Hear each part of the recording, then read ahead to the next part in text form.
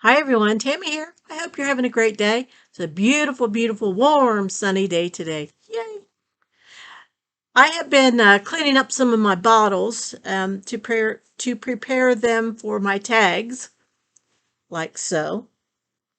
And I thought I would show you a little bit how you go about figuring out if your bottle's old or not, or how old it might be. And what's really helpful is the embossing that you'll find on the bottles. This one's from Springfield, Ohio, R.J. Corey.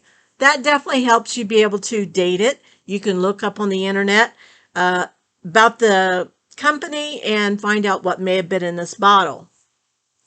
But there are other ways that you can tell how old your bottle is.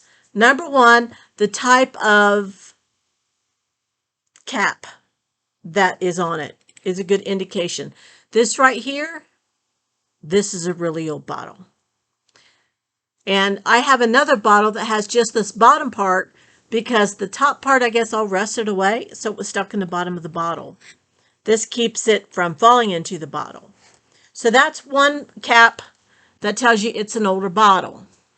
Now this one is as well. It's a porcelain bottle topper. And I have not opened this because I don't want to break it. So it's on there. However, be careful, just because it has a porcelain top doesn't mean it's an old bottle. This one here, even though it has embossing on it, was actually made in 1976 to commemorate the Millville Bottle Works in New Jersey, which was open from 1903 to 1930. So while the bottle isn't old, this is the type of fastener you would have found on the bottle if it had been original. Another way to tell, well, we'll talk about mold marks here in a minute. Now, be careful when you're looking at old bottles, because this one right here, that should not be there. It is not a cork bottle.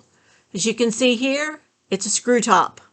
So the bottle's not all that old, although it's a nice bottle. However, it does not need this cork in it. Somebody stuck the cork in it to hopefully, I didn't pay for this, by the way, but you got to be careful when you're getting your bottles. I can use that for something. Another one is the one that actually has the cork in it. That's this one. And, of course, the screw top ones. Oh, okay, that hasn't been off for a while. I'm not going to try to take that off. This bottle used to be my mom and dad's. Still has some of the stuff in the bottom of the bottle. It's imitation vanilla extract from Watkins. And, of course, you got the ones we're most used for, and that would be the bottle cap. So this is a Coca-Cola bottle. This one is, doesn't say what year. My other ones say what year it is. Oh, 1992 it says right up there. But usually it's on the bottom. So there are some different types of tops that you might find in the bottles. Now usually when I find bottles, they don't have the caps or the bottle top.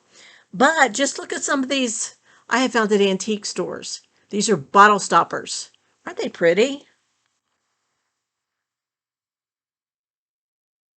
Don't know what kind of bottle this would have been in, but look at that one. That was a huge one.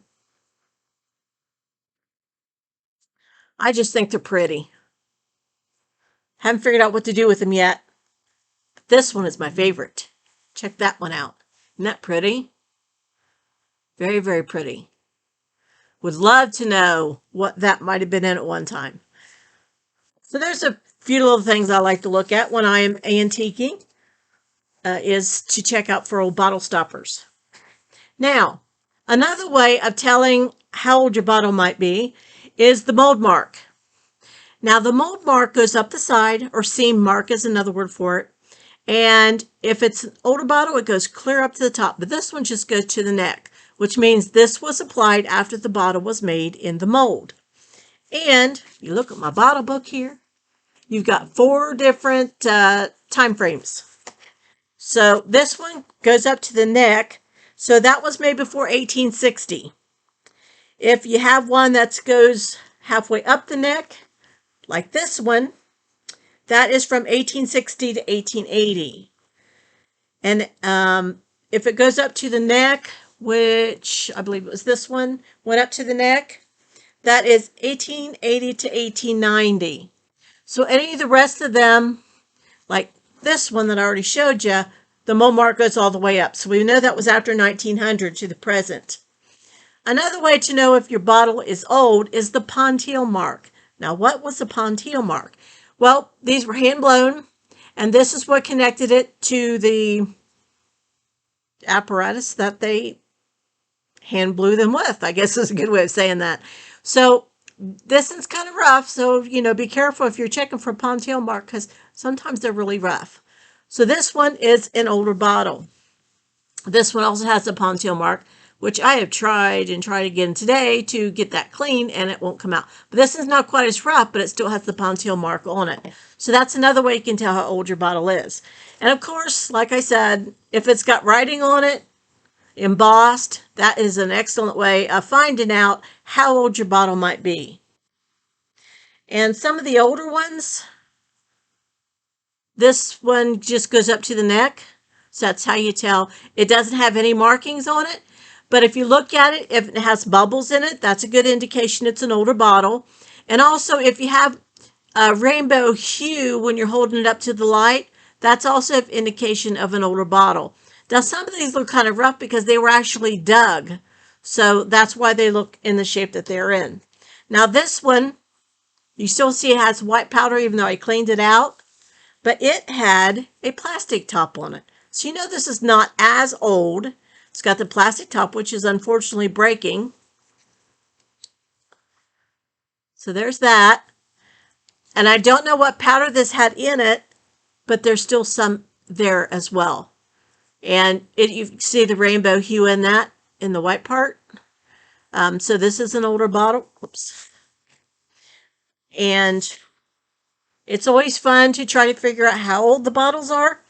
Sometimes you find a bottle that doesn't have any markings whatsoever, so you might not find out how old it is. So it's always fun when I'm going to flea markets or antique stores to check out and see what I can figure out before I buy. And, I did have one bottle that said made in Taiwan, although it looks like an 1882 bottle. However, if it's made in Taiwan, it's not an old bottle. It's just one make look like an old bottle. Thankfully, I did not buy that one. That came in those free ones that I got. So be very careful when looking for old bottles that you know what you're looking for before you go. You can see this one has the bubbles in it, like I mentioned. It's still wet because I did clean this one out too. But this one has bubbles in it.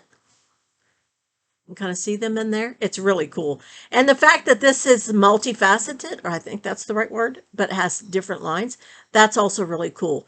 And the colors, I'll have to do a YouTube video about colors of the bottles because that's very interesting also.